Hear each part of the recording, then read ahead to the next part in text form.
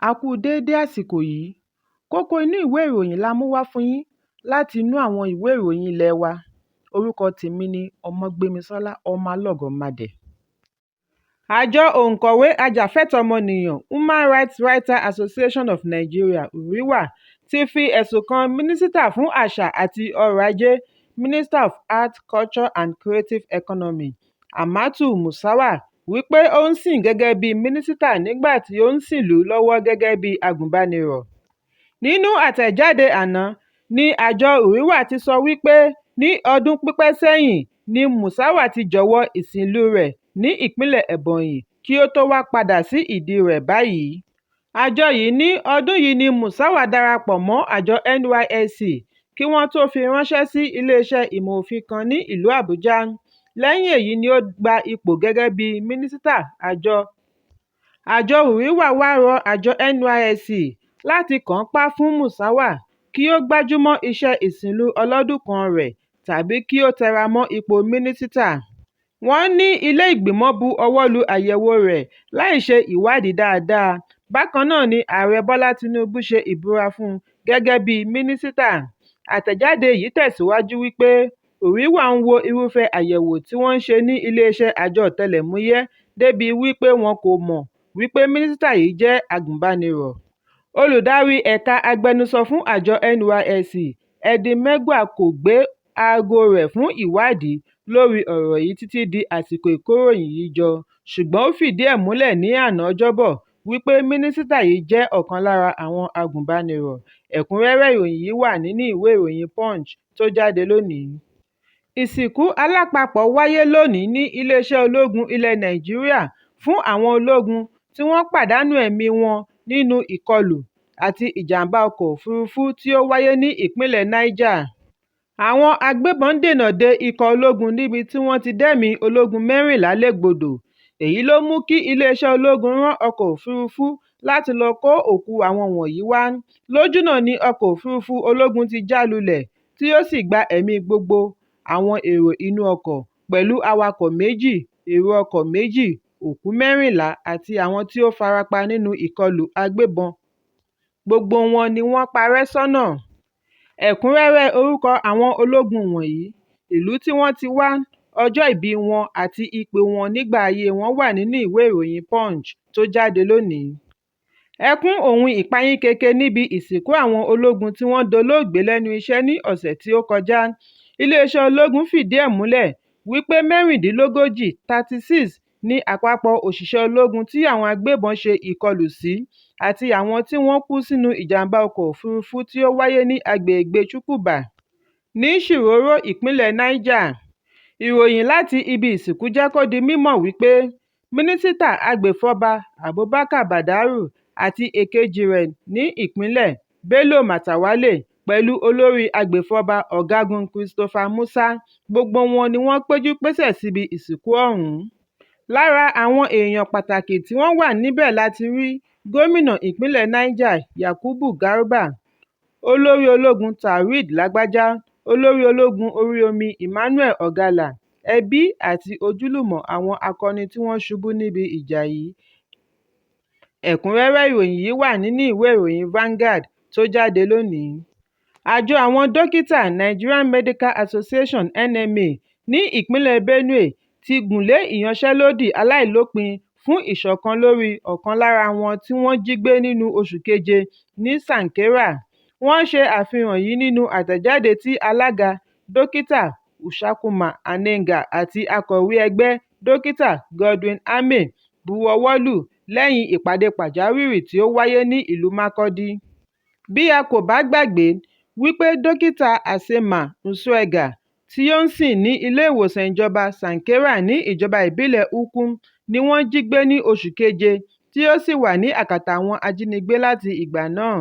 Àwọn dókítà fìdí ẹ̀ múlẹ̀ wípé ìṣòro ni kí àwọn tó pinnu àti gùnlé ìyanṣẹ́lódì bẹ̀rẹ̀ láti aago 8 òwúrọ̀ òní ọjọ́ 25 oṣù kẹjọ ọdún 2023 lẹ́yìn tí gbogbo ìgbìyànjú wọn àti rí ọ̀kan lára wọn já sí pàbó.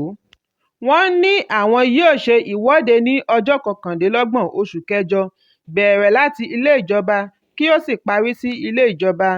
Wọ́n ní àwọn mọ ipa tí ìyanṣẹ́lódì yìí yóò ní lára ilé ìwòsàn. Ìdí nìyí tí àwọn fi yọ̀ǹda ilé ìwòsàn aládàáni àti ilé ìwòsàn kéréje láti má kópa nínú ìyanṣẹ́lódì. Àtẹ̀jáde náà tẹ̀síwájú wípé àwọn fẹ́ yíyọ̀ǹda dókítà Asima Usuega láìsí tàbí ṣùgbọ́n nínú. Láìsí èyí, ìyanṣẹ́lódì yóò tẹ̀síwájú láti fi béèrè fún ìrànlọ́wọ́. Wọ́n wá pe gómìnà ìpínlẹ̀ Benue Hyacinth Alia, àwọn alẹ́nulọ́rọ̀ pẹ̀lú àwọn ẹlẹ́yinjú àánú láti bá wọn dá sí ọ̀rọ̀ tí ó wà nílẹ̀ kí dókítà yìí lè rí ìyọ̀ǹda. Ẹ̀kúnrẹ́rẹ́ ìròyìn yìí wà nínú ìwé ìròyìn Daily Post tó jáde lónìí. Àjọ àwọn akẹ́kọ̀ọ́ iléèwé gíga National Association of Nigerian Students (NANS) ti pè fún àgbéyẹ̀wò àti àtúnṣe òfin ètò ẹ̀yáwó fún àwọn akẹ́kọ̀ọ́. Bí ẹ kò bá gbàgbé wípé nínú oṣù kẹfà ni Ààrẹ Bọ́lá Tinubu bu ọwọ́ lu àbádòfin ẹ̀yáwó. Òfin tí agbẹnusọ àná fún ilé ìgbìmọ̀ aṣojú-ṣòfin Fẹ́mi Gbàjàbíàmílà ṣe àgbékalẹ̀ rẹ̀ láti ṣe àmójútó ìṣòro àti àwọn tí àwọn ọ̀dọ́ ń kojú látàrí àìrí owó san fún ẹ̀kọ́ tó yè kooro. Nígbà tí ó ń sọ̀rọ̀ níbi ìgbìmọ̀ lórí ọ̀rọ̀ owó yíyá lánàá ní ìlú Àbújá, ààrẹ ẹgbẹ́ àjọ akẹ́kọ̀ọ́ Usman Barambu pè fún ìdásí akẹ́kọ̀ọ́ nínú ìgbìmọ̀. Bákan náà ni ó pè fún dídásí láti iléèwé gbogbonìṣe àti iléèwé ẹ̀kọ́ṣẹ́ olùkọ́ Polytechnics and Colleges of Education yálà tí ó fi jẹ́ àjọ iléèwé ifásitì nìkan. Ó ní ṣèbí gbogbo akẹ́kọ̀ọ́ ni wọ́n pè é, èéṣe tí wọn kò fi ránṣẹ́ sí àwọn akẹ́kọ̀ọ́ láti iléèwé gíga tó kù. Ó ní ìjọba gbọ́dọ̀ pín ire láre láì babì kan jẹ́. Barambu tẹ̀síwájú wípé ọ̀pọ̀lọpọ̀ ẹsẹ̀ akẹ́kọ̀ọ́ ò tíì lè tólẹ̀ lẹ́yìn ọdún méjì tí wọ́n bá kàwé gboyè. Fún ìdí èyí, kí ìjọba sún ọdún owó sísan sí ọdún 4 sí 5 kí wọ́n sì ṣe ìdáríjì bí irú akẹ́kọ̀ọ́ bẹ́ẹ̀ bá papòdà. Ẹ̀kúnrẹ́rẹ́ ìròyìn yìí wà nínú ìwé ìròyìn Daily Post tó jáde lónìí. Àgbáríjọ ilẹ̀ Áfíríkà Economic Community of West African States ti ṣàlàyé ìdí tí wọ́n fi ń dúró ṣinṣin lórí èròǹgbà wọn sí àwọn ológun ilẹ̀ olómìnira Niger. Ààrẹ àjọ ECOWAS Umar Alieu Touré sọ wípé ẹkùn yìí ti pinnu láti mú ìdìtẹ̀gbàjọba wá sí òpin. Touré, nígbà tí ó ń bá àwọn akọ̀ròyìn sọ̀rọ̀ lórí ibi ọ̀rọ̀ gbé dúró, sọ wípé àjọ ECOWAS kò ṣetán àti gba ìjọba ọlọ́jọ́ gbọgbọrọ lọ́wọ́ àwọn adìtẹ̀gbàjọba ju kí wọ́n tètè dá ìjọba padà lọ. Ó wá fi kún un wípé ṣíṣe àgbékalẹ̀ ìdúró ológun kì í ṣe láti kógun ja ilẹ̀ Niger, ṣùgbọ́n láti dá òfin padà, láti dá ìjọba padà. Ẹ̀kúnrẹ́rẹ́ ìròyìn yìí wà nínú ìwé ìròyìn The Nation tó jáde lónìí. Igbákejì ààrẹ Kashim Shettima sọ lánàá wípé ó wà nínú èròǹgbà orílẹ̀-èdè Nàìjíríà láti ní àjọṣepọ̀ pẹ̀lú ilẹ̀ China àti àwọn orílẹ̀-èdè Áfíríkà mìíràn. Ó ní èyí yóò mú àǹfààní wá fún orílẹ̀-èdè méjèèjì. Igbákejì ààrẹ sọ eléyìí níbi tí ó ti ṣe aṣojú ààrẹ Bọ́lá Tinubu níbi ìpàdé tí ó wáyé láàrin orílẹ̀-èdè China àti àwọn adarí ilẹ̀ Áfíríkà ní ìlú Johannesburg, orílẹ̀-èdè South Africa. Àfihàn yìí wáyé nínú àtẹ̀jáde tí adarí ìròyìn fún iléeṣẹ́ igbákejì ààrẹ Olúṣọlá Abíọ́lá gbé jáde lónìí ọjọ́ Ẹtì. Ó ní ilẹ̀ Nàìjíríà gba ìmọ̀ràn tí ilẹ̀ China gbé kalẹ̀ tó ní í ṣe pẹ̀lú ṣíṣe ìgbélárugẹ iṣẹ́ ọ̀gbìn àti okòòwò ọ̀gbìn, ṣíṣe àtìlẹ́yìn fún ilẹ̀ Áfíríkà káàkiri ẹlẹ́kùnjẹkùn fún ìdásílẹ̀ iléeṣẹ́ tí ó gbòòrò àti bẹ́ẹ̀ bẹ́ẹ̀ lọ.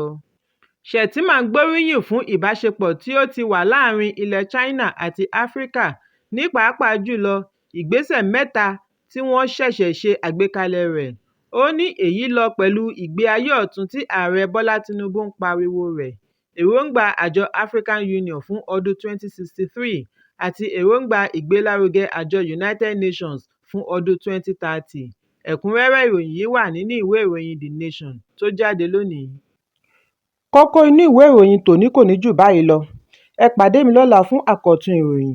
Kí a tó lọ, ẹ má ṣaláì fi àríwísí yín ránṣẹ́, ìyẹn comment, kí ẹ sì bá wa subscribe sí ojúnà wa lórí YouTube kí Kókó Inú Ìwé Ìròyìn lè máa tẹ̀ yín lọ́wọ́ ní kíákíá.